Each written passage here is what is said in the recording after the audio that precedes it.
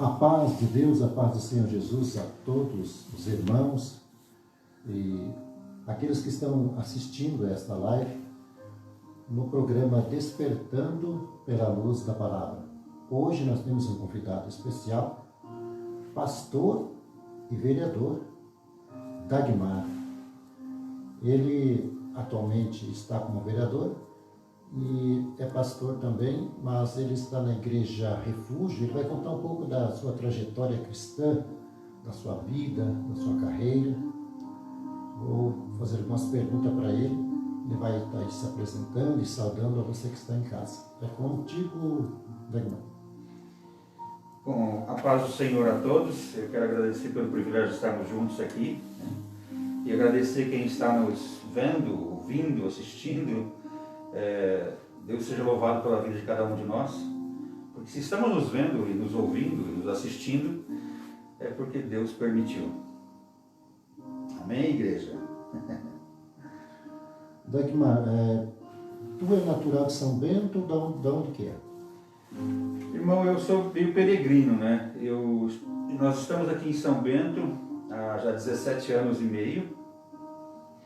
Eu vim para cá como missionário para fazer um trabalho aqui em São Bento, eu e minha esposa. Na época só nós em Paranaguá, no Paraná.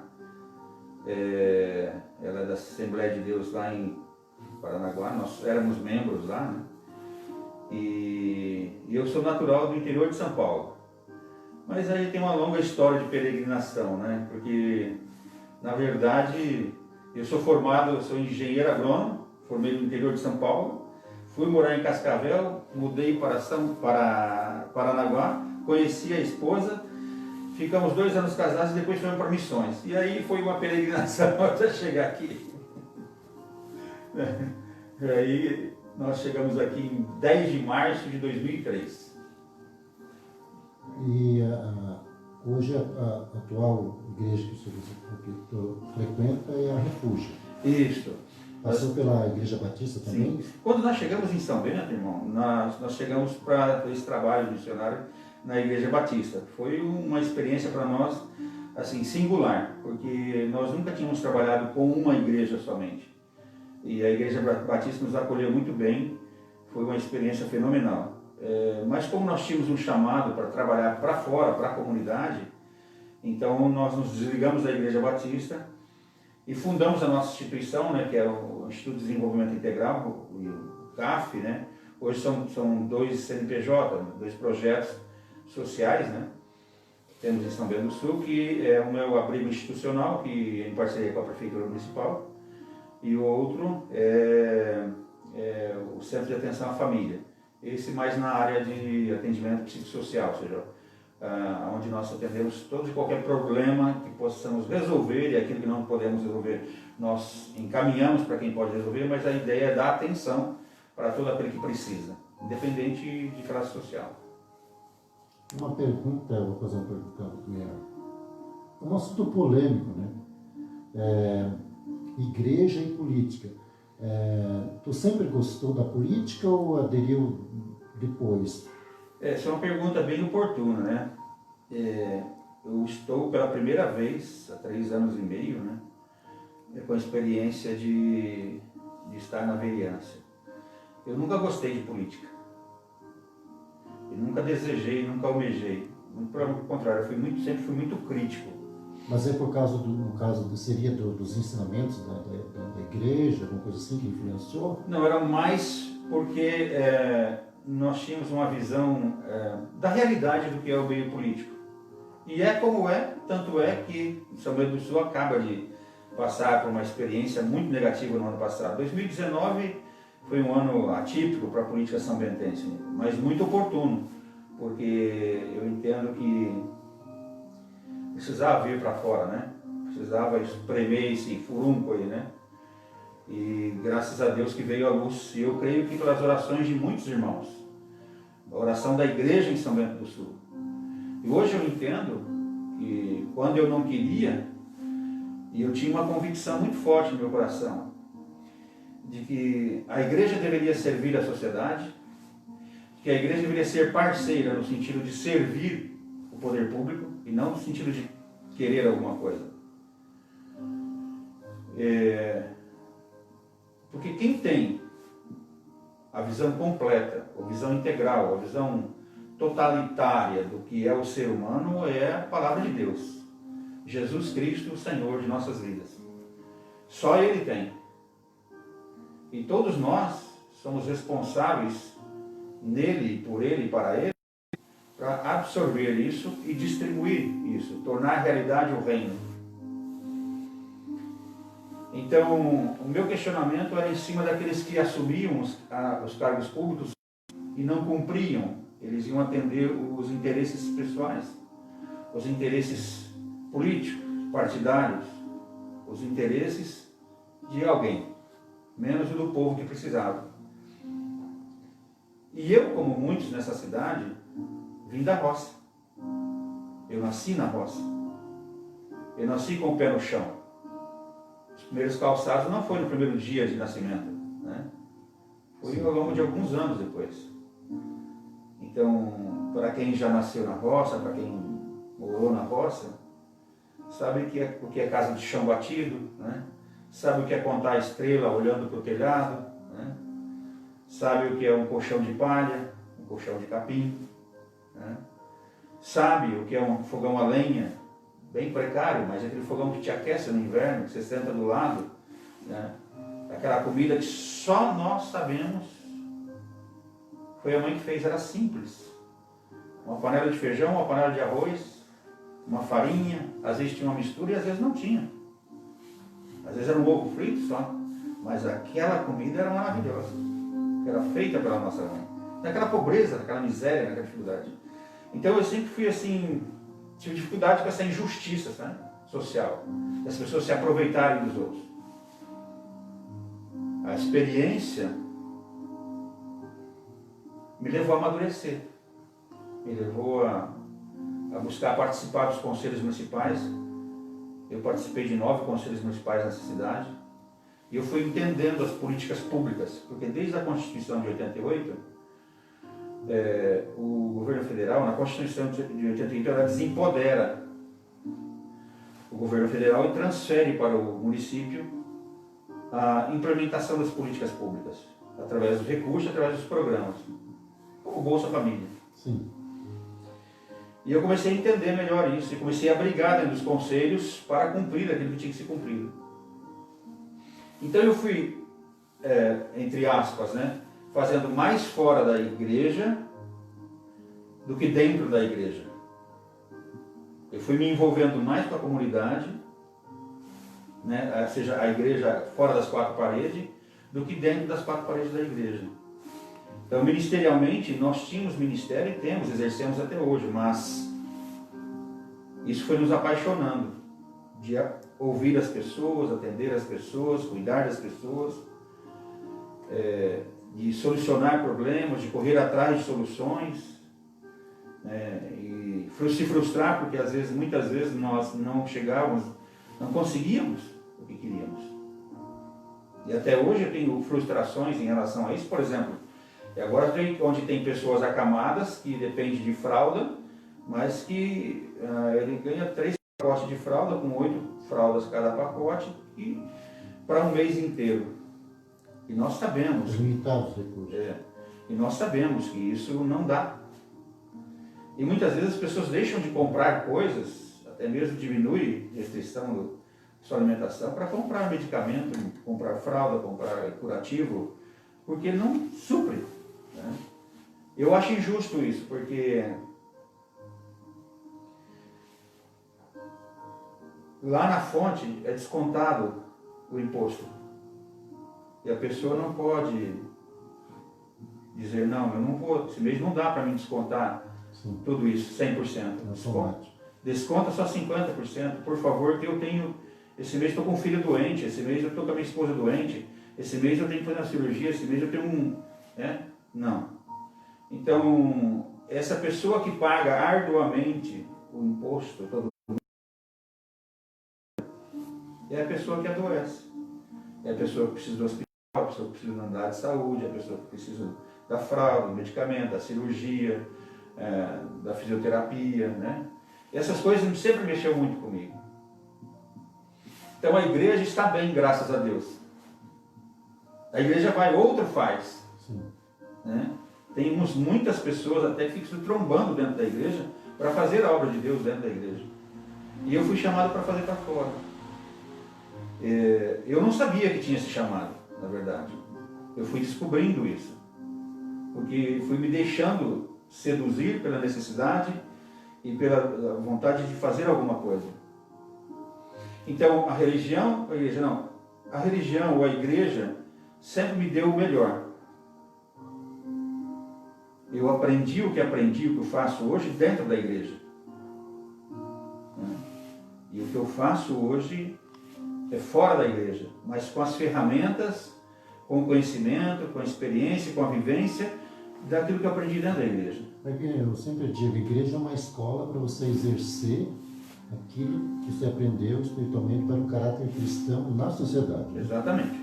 Aí nós sabemos que as pessoas têm já uma ideia formada a respeito da política da igreja, mas conta a tua experiência, um exemplo assim.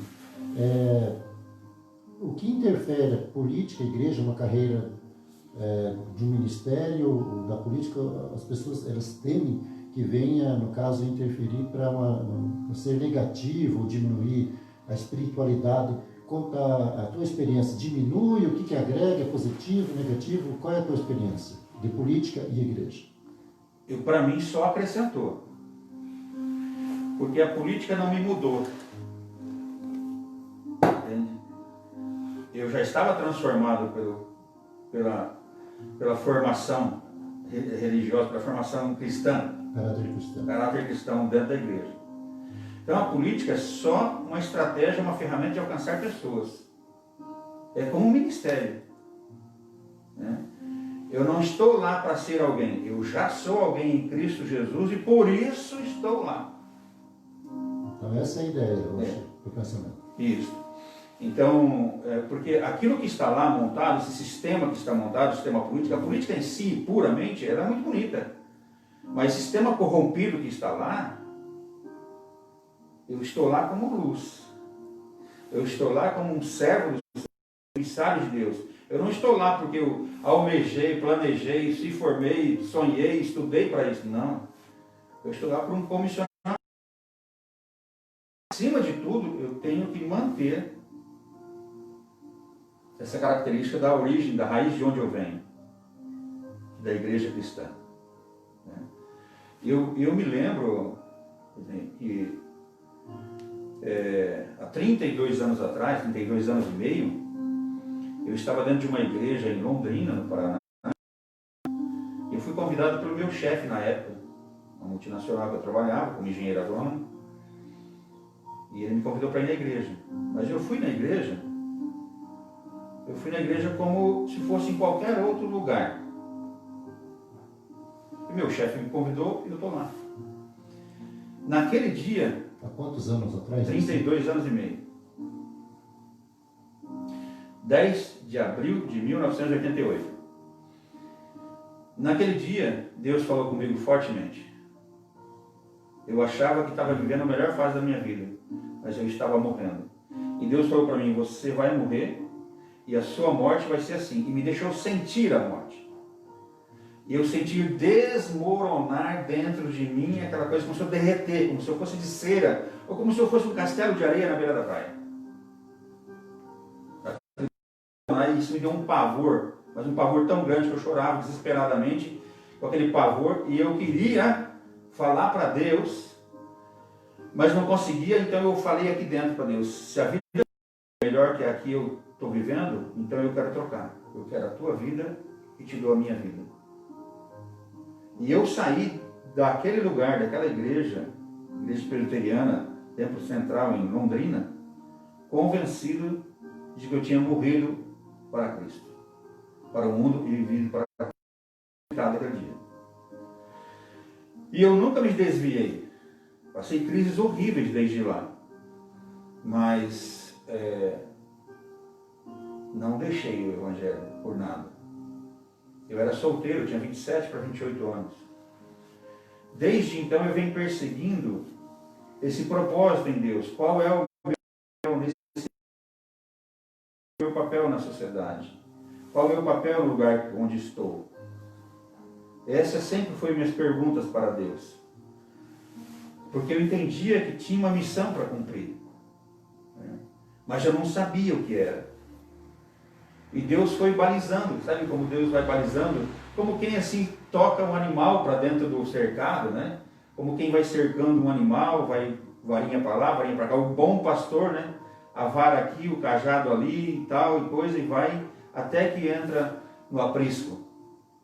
Hoje eu tenho convicção que eu estou dentro do aprisco cumprindo o papel de Deus. O aprisco diria a cidade e o que eu estou fazendo em São Bento do Sul. Isso tem me dado assim bastante segurança para fazer o que eu faço, para visitar as pessoas que eu visito, para atender as pessoas que eu atendo, para fazer o trabalho na Câmara e para ser esse interlocutor entre, né, todas as dificuldades que as pessoas em São Bento do Sul estão passando, que são muitas. Então, o que a religião trouxe para mim? Me apresentou um cristianismo verdadeiro, genuíno.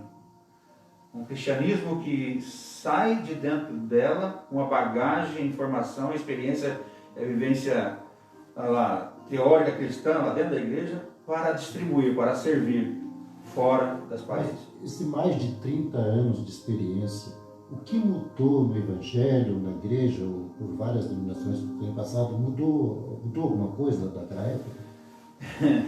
Essa pergunta é oportuna, né? Você está lendo a minha mente aqui, né, irmão? Rapaz, olha, eu venho de uma época que eu me converti, que as conversões eram no choro, no desespero. A palavra parece que tinha uma unção. Hoje a palavra tem luzes, né? Eu luto com essas coisas hoje, eu vejo situações, né? Eu tenho dificuldade de aceitar, entendo, compreendo que se parar a pensar, dá um pouco de tristeza, né?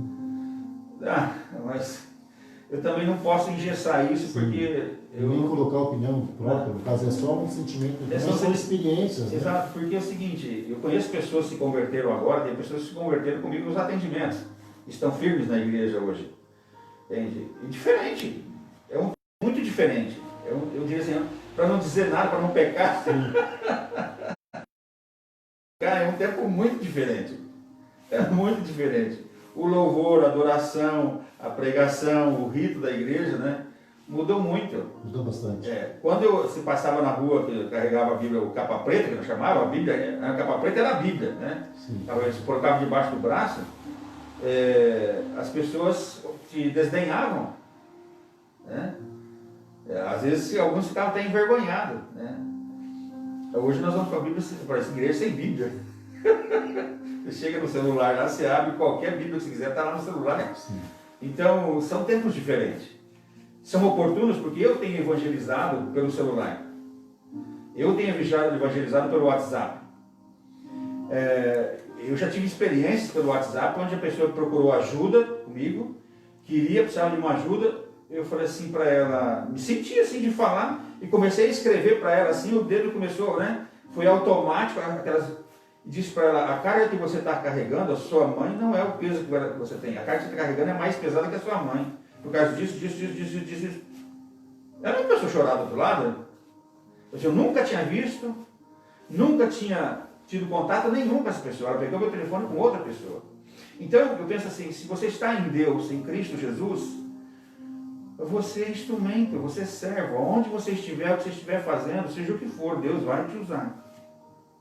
Porque esse é o propósito de Deus nas nossas vidas. Né? Ele nos permite as alegrias, os prazeres, né? Nos permite as tristezas, os tropeços, as quedas. Mas Ele está sempre lá para nos levantar, nos amar, nos limpar, nos corrigir, nos orientar, nos exortar e nos encaminhar. Essa pergunta eu tenho certeza que vai ser respondida com facilidade pela experiência de tempo de cristão.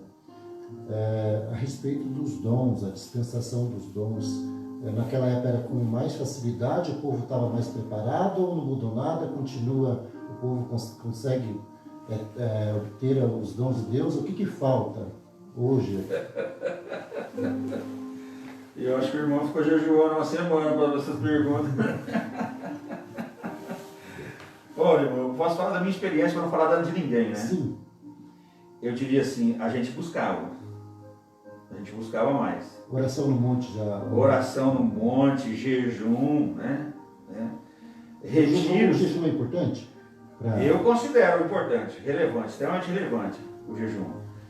Oração no monte, oração em casa, oração com os irmãos, oração, né, com a família, a oração na igreja, a oração de joelho, a oração onde você estiver, né? Se você estiver no banheiro, eu já tive muita experiência no chuveiro. Eu já tive experiências no chuveiro de estou tomando banho e estou orando. Porque o Jesus que eu creio, o Cristo que eu creio, o Espírito Santo que eu creio habita em mim, né? E ele está lavando por dentro e eu lavando por fora. Né? Entendeu? Porque por dentro ele fede muito mais do que por fora. Eu posso ficar uma semana sem tomar banho, mas se eu pecar durante a semana uma vez, vai feder muito mais do que uma semana sem tomar banho. Né? Então, enquanto eu lavo por dentro, por fora, o Espírito Santo lava por dentro. E eu diria assim... A oração é uma chave? Com certeza. Com certeza. Ser hoje, na atualidade, cristão, sim, a oração é tão importante, agrega assim, dom, conhecimento, a intimidade para com Deus, ou não tenha dúvida. Se você deixar de orar, digamos, hoje eles não querem muito estar orando, não tem o costume, né? Se você não está orando, você não está falando com Deus. Você não está conversando com o Pai. Você não está conversando com aquele que deu o seu próprio Filho para te resgatar. E é ele te resgatou para um propósito.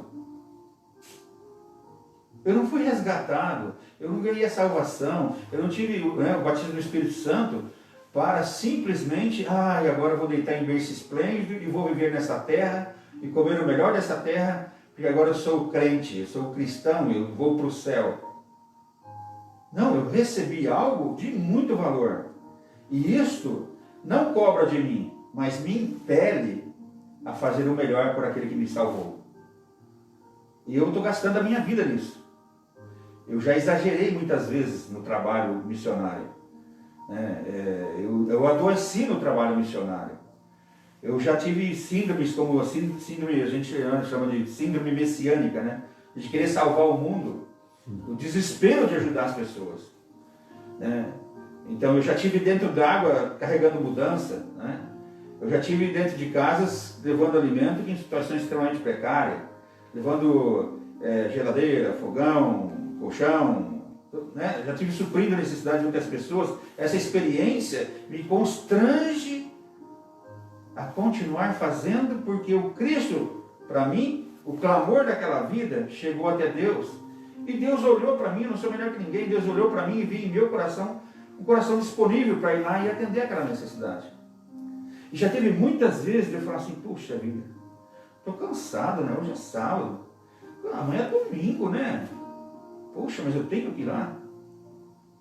E eu ir naquele encontro, naquele atendimento, naquela casa, fazer aquela visita, chego lá e tenho uma experiência fenomenal. Eu saio de lá com o coração regozijante.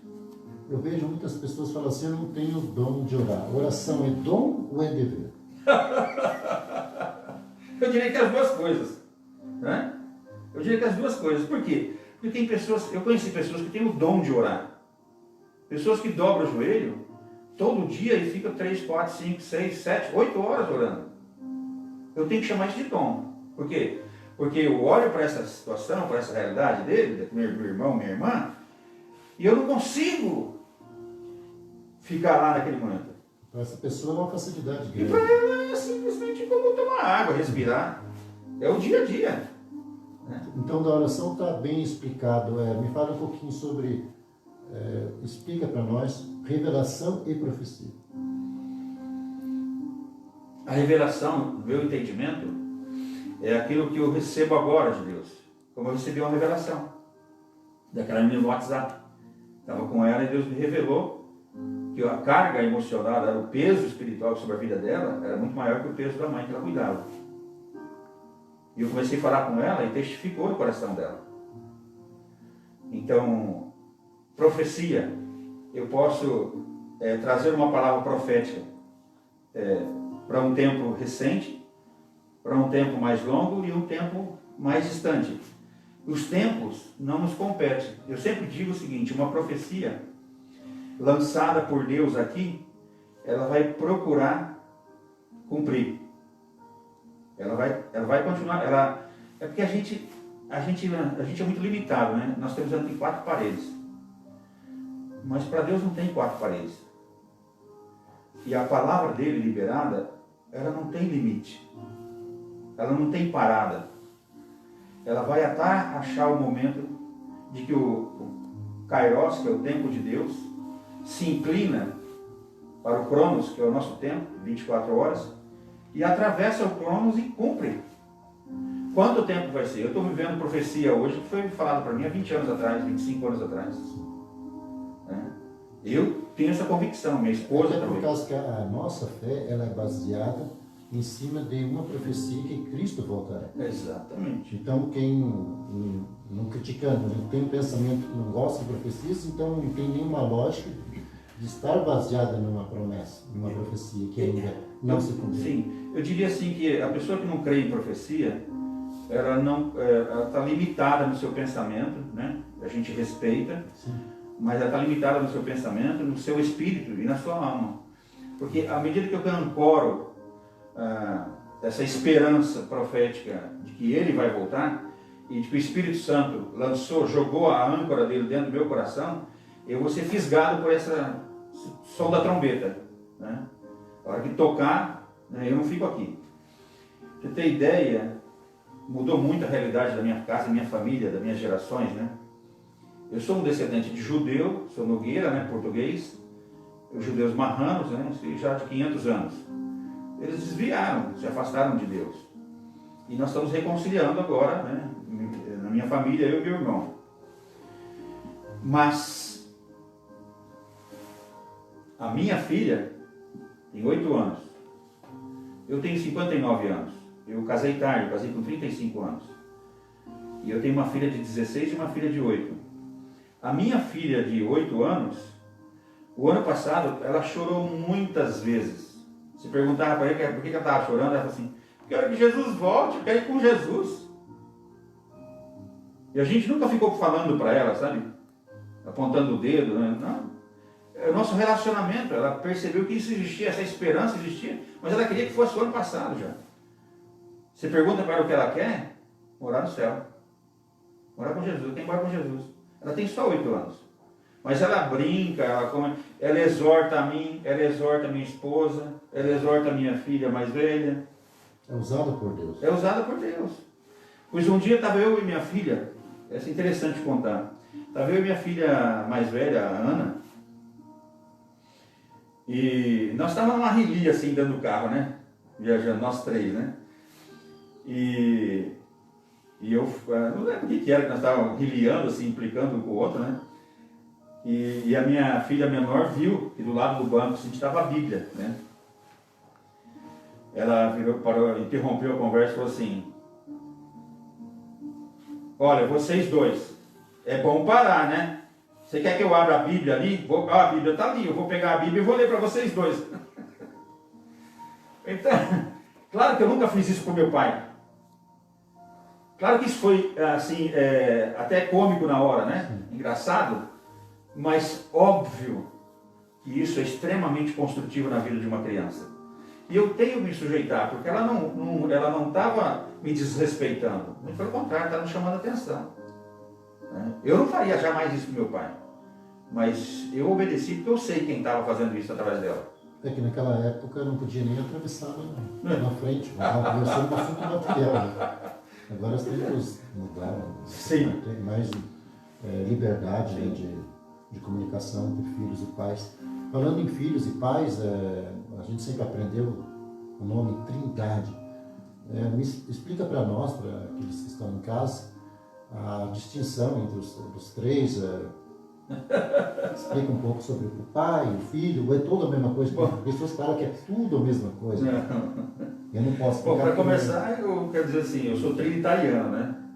Eu não creio de outra forma. Para mim, eu respeito quem não crê, Mas, desde o começo da minha fé cristã, para mim foi muito simples isso, muito fácil. É como se eu olhasse para o sol, sendo Deus, né, comparado com o sol, a luz do sol e o dia que nós temos, sendo Jesus, o Filho, e o calor que eu sinto do sol que me aquece, é o Espírito Santo.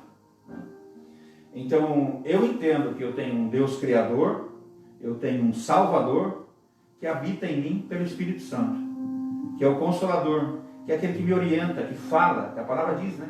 Falará contigo, te orientará. Né? Eis aqui o caminho, andai por ele.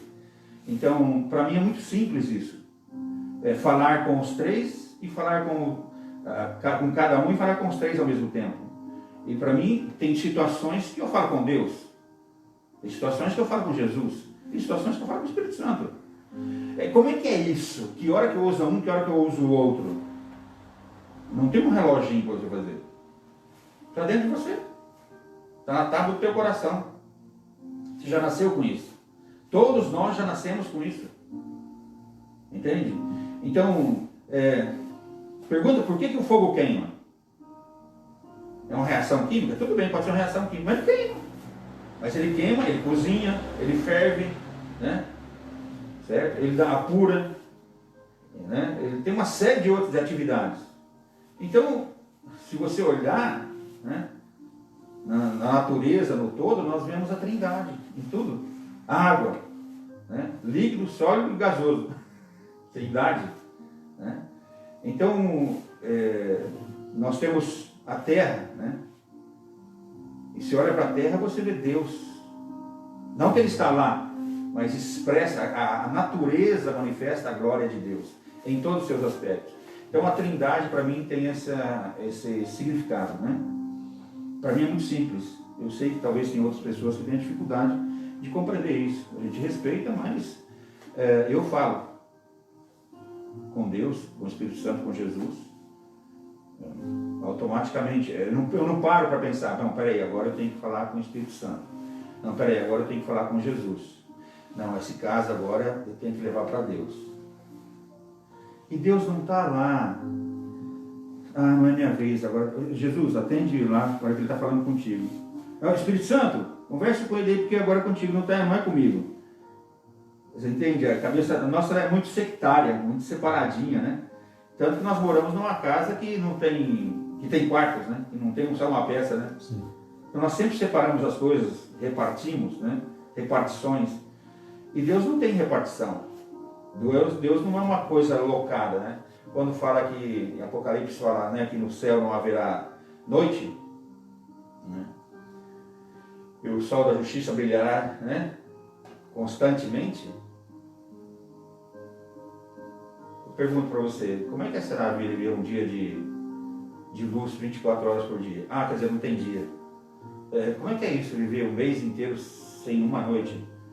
Não sei. Você entende? Nossa cabeça é muito humana.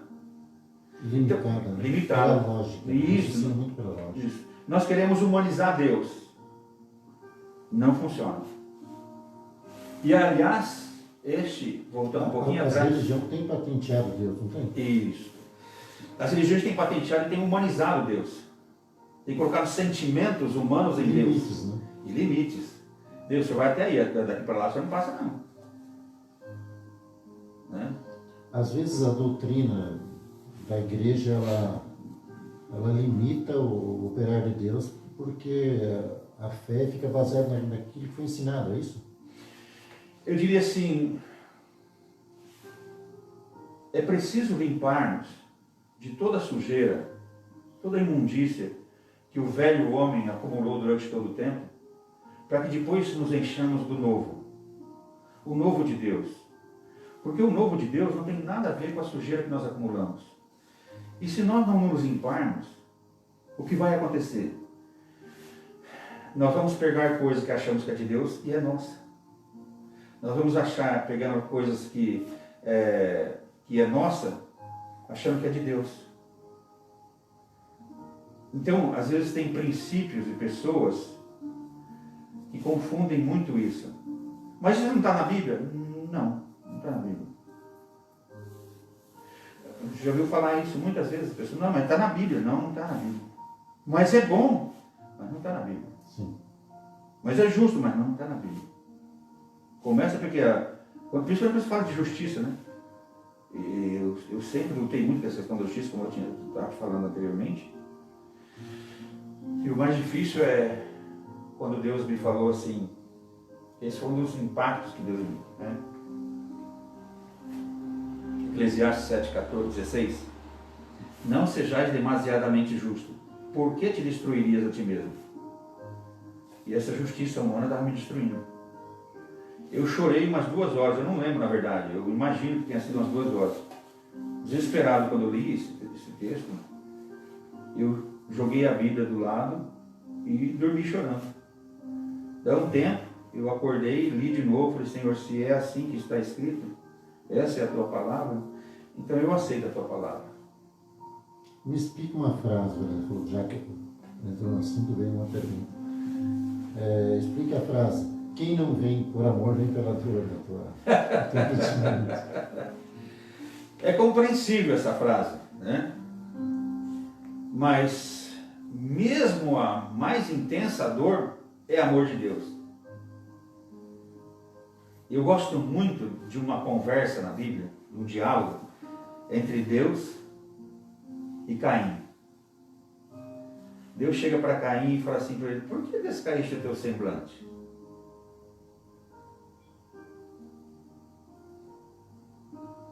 Claro que Deus sabia, porque... Sim, não é verdade? Claro que Deus caiu, né? Claro que Deus sabia, mas Deus dá a oportunidade de ele pôr para fora aquele mal que estava no coração dele, que tinha entrado no coração dele. E ele foi um dos primeiros bocadores que teve na face da terra. Exatamente. Ele perguntou onde é que está a tua irmã, porventura eu sou guarda, né? Exatamente. E aí ele responde, né? E Deus continua, né? Se não me falha a memória das ordens, mas é mais ou menos assim o texto, né? O pecado jaz à porta. Olha que amor! Você não fala porque o filho não põe o dedo na tomada? Se for, você vai queimar, você vai se machucar. Olha, por que você está falando isso com o teu filho? Porque você ama o seu filho. Mas você não quer arrancar ele de lá. Você quer orientar, você quer instruir, você quer corrigir, você quer dirigir a vida dele. Quer fazer o melhor por ele. Falar você entrou nesse assunto de falar assim, de alertar, tem diferença entre temor a Deus e medo de Deus? Tem muita diferença. Concluindo só a conversa de Deus com Caim, ele fala assim, o pecado jaz à porta, né? Sobre ele tem que dominar, senão o desejo teu será para contigo, vai vir, você vai ser dominado por esse desejo do teu coração. O diálogo, a conversa entre os dois, nós temos uma tradição religiosa para assim, Novo Testamento, graça, Velho Testamento, lei. Para mim, esse é o maior exemplo de que aí é graça de Deus. Olha o amor de Deus para chegar com Caim, sabia que ele cometeu um crime, que ele ia, sabe, um crime horrível, mas chegou, sentou, vamos dizer assim, né, humanamente falando, né, sentou, conversou, questionou, deu oportunidade, falou das consequências. Olha, quantas vezes você não fez isso já?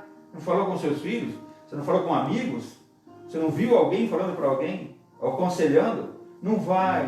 Más companhias corrompem os bons costumes. Não vai, não é bom. Não faz, não foge da aula, não faz aqui, não atravessa a rua, não faz isso assim, né? E a pessoa, né? Isso começou em Deus. Essa origem é divina em nós. Né? Esse aconselhar, orientar, dirigir, corrigir, exortar, admoestar, né? E aí vem essa outra situação, essa pergunta que você me fez, e cabe dentro do contexto, né? Quando eu resisto e eu sofro as consequências, eu passo a ter medo. Adão, tive medo e me escondi. Por quê? Não resistiu, sofreu as consequências. Não obedeceu, sofreu as consequências, teve medo. O medo me afasta de Deus. Aproxima. Porque eu me aproximo de Deus com confiança que Ele vai me ouvir e vai me orientar para que me ajude a resolver o que eu vou trazer diante dele. Então, para mim é muito claro isso, que medo e temor tem essa grande diferença. Nós não temos que ter medo de Deus no pior pecado que a gente esteja.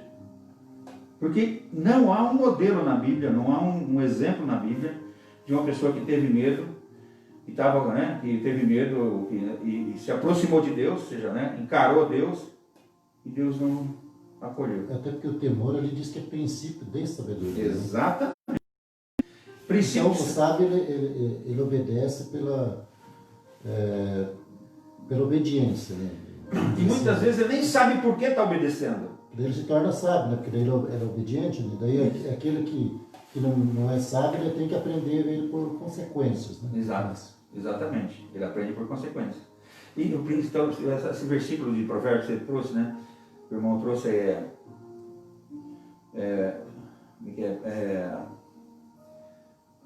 temor do Senhor precisa da sabedoria.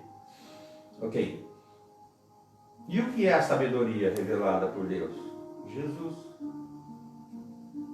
Então, o temor do Senhor me revela Jesus, e Jesus em mim, pelo Espírito Santo, vai me ajudar em qualquer circunstância a me livrar daquele problema. Ou então aquietar minha alma e ver Deus agir sem eu me comprometer. Sempre falei e ensinei sobre isso, porque toda vez que eu me meto a fazer alguma coisa para resolver alguma coisa, se eu ponho a mão nessa garrafa, as minhas impressões digitais ficaram aqui. As consequências vai vir atrás de mim, porque tem minha digital ali. Mas se eu falo, não, Senhor, é o Senhor quem tem que fazer, não sou eu. Se o Senhor não fizer, eu não consigo fazer.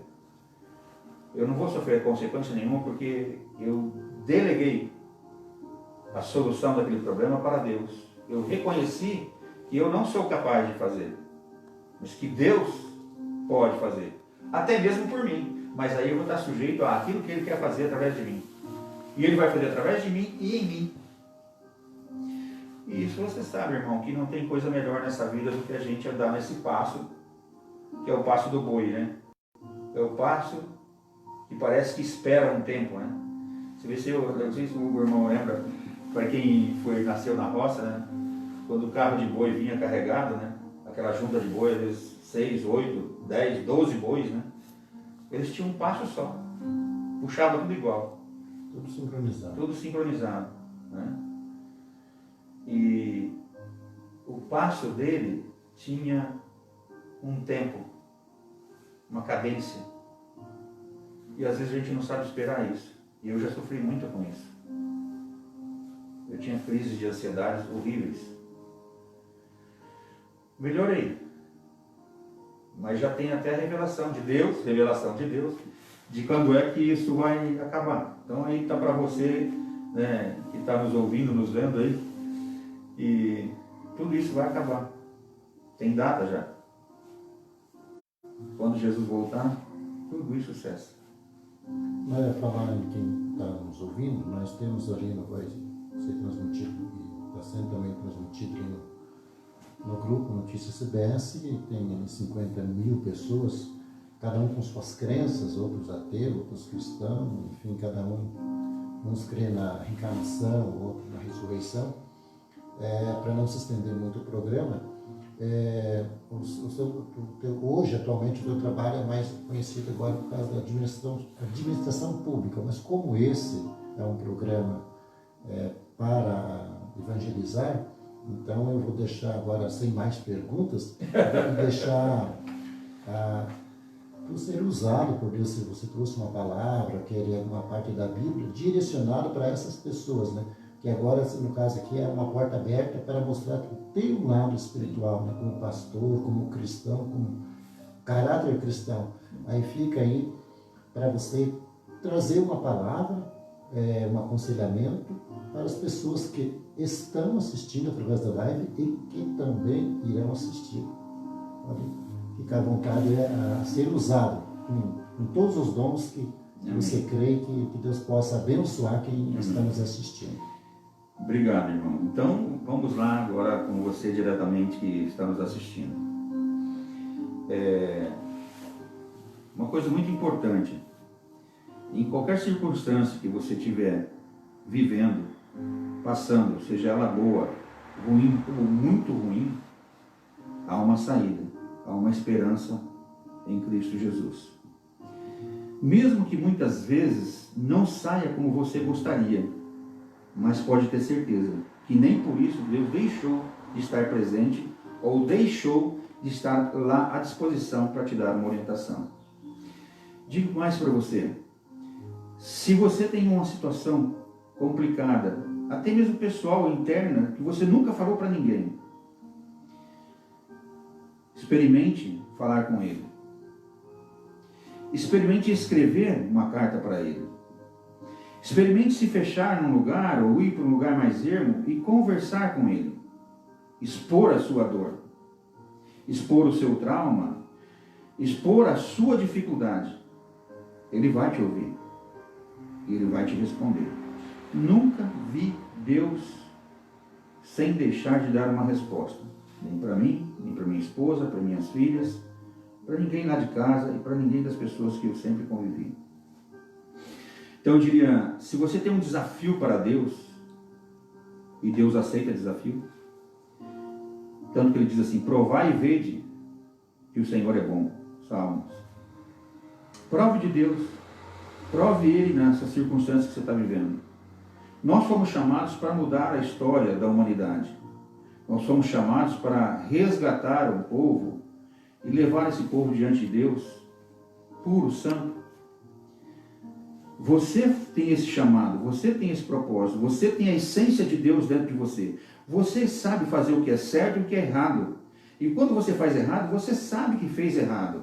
E quando você faz certo, você sabe que fez certo e você tem alegria, você tem prazer de fazer certo. Isso é Deus na sua vida. Isso é Deus na sua vida. Desde o lixo que você tira para fora, desde o lixo que você separa em casa, desde a comida que você não desperdiça, desde as coisas mais simples que você faz, é Deus na sua vida. Já é Deus falando, fazendo em você, através de você. E o que precisa então? Tudo que você precisa é se render a Ele.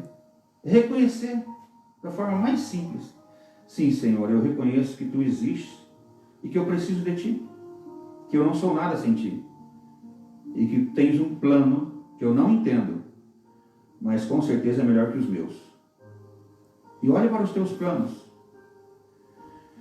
Podem todos terem dado 100% certo, mas tem um lugarzinho no teu coração que tem perguntas que você nunca conseguiu responder.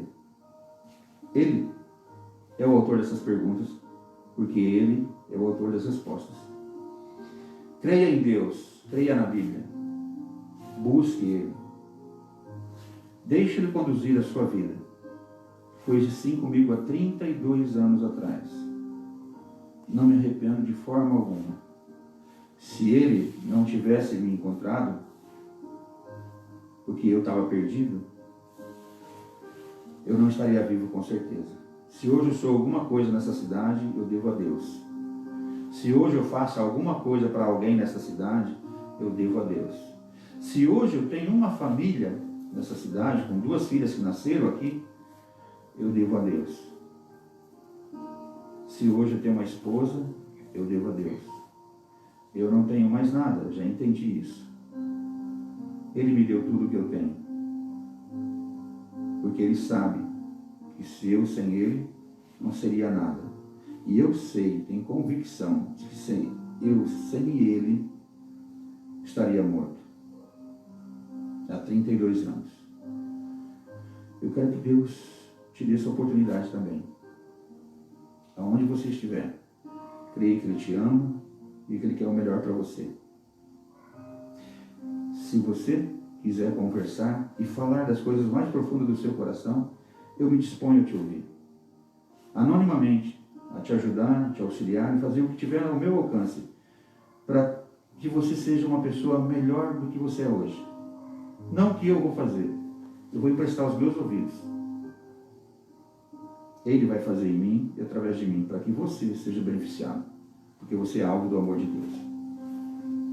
Fique com Deus, Deus abençoe. Paz do Senhor a todos. Não esqueça, Jesus te ama.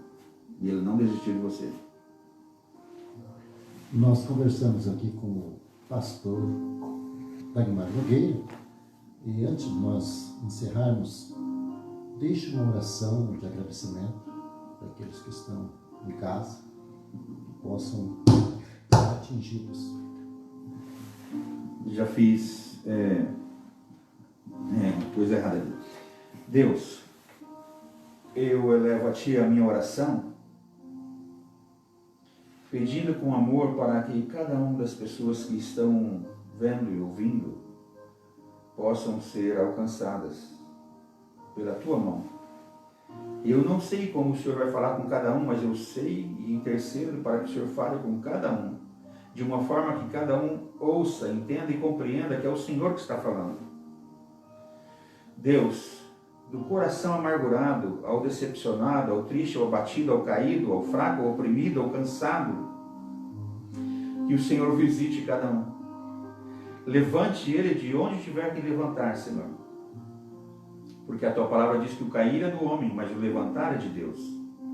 E eu rogo nessa tarde, nesse dia, nessa manhã, nessa noite, assim como estão ouvindo, Senhor, possam entregar-se e confiar em Ti toda a sua vida. Deus, eu sei que o Senhor sara, que o Senhor cura, que o Senhor restaura, restitui. Eu sei, mas eles precisam saber também. E mais do que saber isso, eles precisam saber que o Senhor salva. Porque sem salvação, a gente não vai estar junto de Ti. Eu rogo a Ti para que eles experimentem além da religião. Eu sei que todos nós somos apegados a alguma religião, a alguma denominação.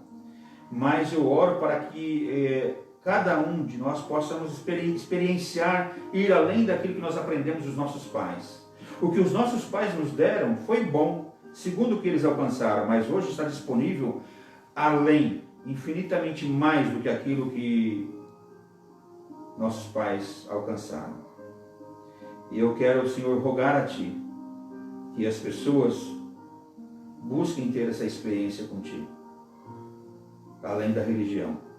Ter uma intimidade com o Deus Todo-Poderoso, o Criador, o Salvador e o Consolador. Em nome de Jesus. Amém. Amém.